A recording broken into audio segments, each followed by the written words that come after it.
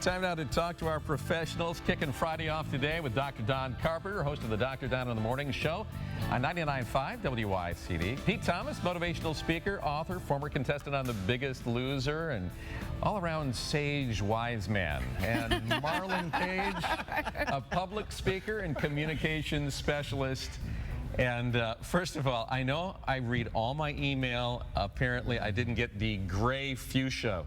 I know. Yeah, I missed that. Well, you got the gray. Well, you're bringing the gray in, and then all of a sudden, It's accidental. Yeah. I don't like matching other people. I don't want. Who knew? I don't want anybody from my old high school to look on here and be like, "What you wearing, Pete?" You know what I mean? Everyone can pull off purple. Well, you all look wonderful. I'll try to do better next week. Religious rights and sexual discrimination having a head-on collision up in Lansing over this past week, with Governor Rick Snyder signing a bill into law permitting religious-affiliated adoption agencies to turn away same-sex couples. Now, they must provide an alternative list of agencies that are willing to serve gay couples. I guess the question for you, in this balancing act that we have to try to do, is the law appropriate? Well, and if not, what's the fix? Well, to me, what we're doing here in this particular instance is we're allowing the Catholic charities and those types of charities to continue to do what they've been doing all along. They've done a great job over the last, I think it's 5 years. The adoption rates have gone up over time. So let's preserve that. Let's respect religion. Let's not say in the name of tolerance, let's be intolerant toward religion. I think that there's room for both. Remember, there are other lists, there are other organizations. But aren't you legalizing discrimination when you do that? No. You're legalizing, I believe you're legalizing discrimination because the funds are tied to the state.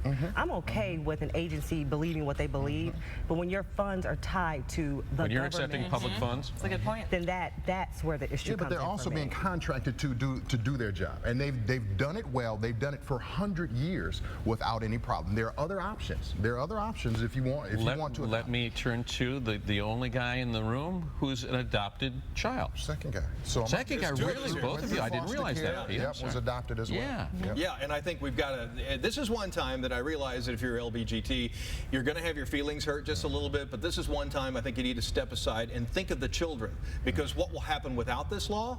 All of those religious agencies will shut down. That's what will come in their place? Nothing. This means there will be fewer adoption agencies, and we've all seen kids that have fallen through the cracks of the foster care system, and there are fewer now than there has been a long time, but you close all those adoption agencies, and it's going to be a long time. It's going to be tougher to get these kids placed. And that happened in Illinois. Illinois, Catholic charity said, okay, we just shut down.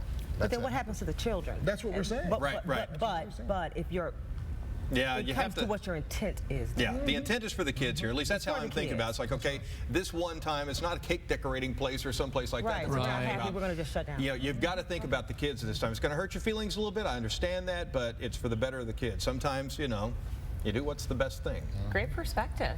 Let's go to our second topic. You guys are good. Yeah. Very good.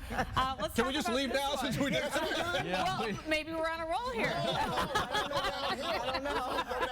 Let's give it a try. Let's talk about what happened here this week. The state Senate will likely vote to eliminate the Michigan Film Incentive and close the Michigan Film Office. They feel that the money could be better allocated by investing in an area of need here in Michigan, which is our crumbling roads. So is that a better priority for these funds, or is it short-sighted looking at maybe the benefits of the film industry being here? Well, one of the things that I've always wanted is a side-by-side comparison. Do the film incentives bring money in, or do they not? And then is there any value to positive PR, that kind of thing? But the other thing that bothers me is I thought the budget was approved and that there was money. Now there's this like a secondary committee that's just eliminating the funds.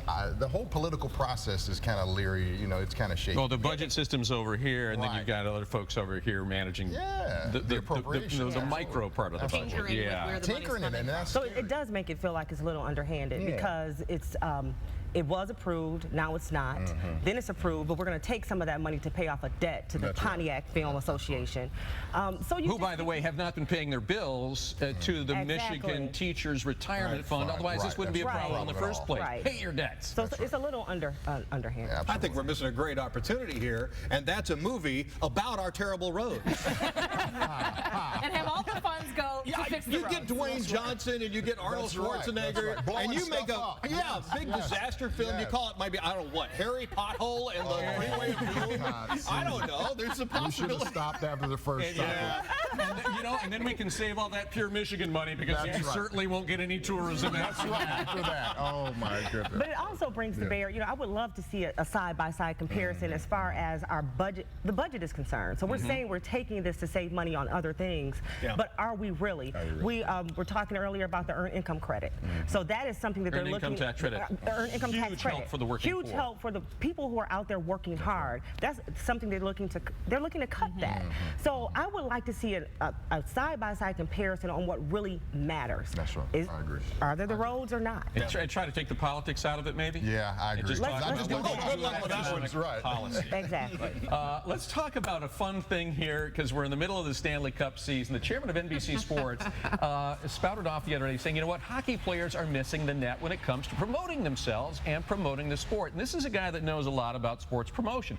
He says this tradition of growing playoff beards makes them all look alike. There's no fan recognition involved when people tune in for the playoffs, and that they could be costing themselves endorsement opportunities from everybody except maybe Gillette and Schick.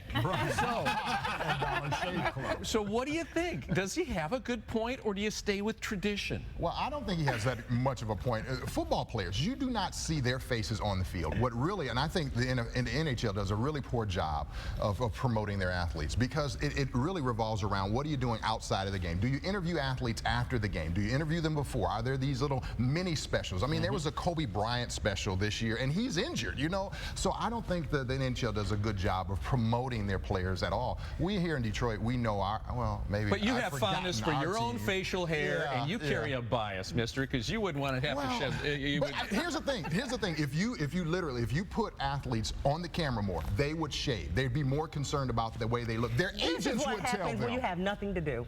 When you just have nothing to do. This is ridiculous. And it is not about the players. This is so much about the association and the game. They want to say the players aren't getting endorsed enough. The players know what to do to make So they're not taking responsibility. They're taking responsibility. They're hurting fine. themselves. They're just fine. It's not the beards that's keeping the players from getting the endorsements. It's the Exactly. accents. I mean, I hate to tell you this. Okay, if Jimmy Howard does a commercial for Chevrolet, okay, that's going to work pretty good. But I don't care who you are. You're not going to be able to sell beer to people in Topeka, Kansas. If you're, it's Budweiser beer. I drink it and I enjoy. And then even if they're not talking, you've got announcers trying to pronounce their names, and that's where you're going to get something like, and now Thomas Tater for a Goodyear tire. We should have stopped at That's that just first why they question. don't have. We should have stopped at that first question. Oh my goodness. But it is a little ridiculous. That may be part of the problem. But the Don't- bottom line, Budweiser, too, good. But let's look at the other side. Do you gals like the beards? I think, well, not the hockey sounds beards. like the a hockey no. beards that get so long, but Not the really. low ones are nice. You're more of a goatee They're woman, I'm taking it. Goatees look good. I like whatever my man is wearing that day. Oh, look at you. He must be watching. I think he's watching. He must be watching. Yeah, we'll have to check that Facebook. That's it. Check her Well, Why do you think she put All of you cocoa butter guys- on her legs? That's right. That was my He's secret. watching. That was a back to your secret. closets, all Okay. four of you, and have a great weekend. Great segment. Thank you. Thank you for having us. Thank you so much.